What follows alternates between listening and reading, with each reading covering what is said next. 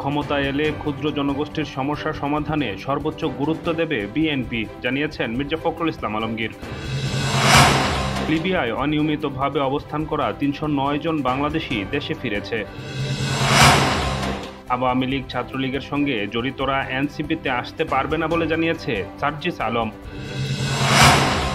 চলতি মাসের প্রথম ২২ দিনে দেশে প্রবাসীদের পাঠানো রেমিটেন্স এসেছে ২৩,০০০ কোটি টাকা। কক্সবাজার বিমানবন্দরকে আন্তর্জাতিক করার উদ্যোগ স্থগিত করেছে অন্তর্বর্তী সরকার। দেশের প্রতিটি প্রতিষ্ঠান দুটি দল ভাগ করে নিয়েছে বলে অভিযোগ করেছে হাসনাত আব্দুল্লাহ।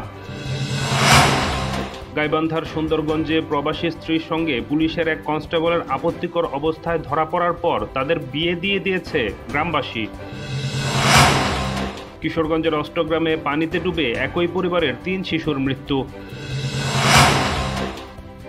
দুবলারচরে শুটকির মৌসুম শুরু, ঋণের বোঝা ও দস্যু আতঙ্কে জেলেদের দুশ্চিন্তা।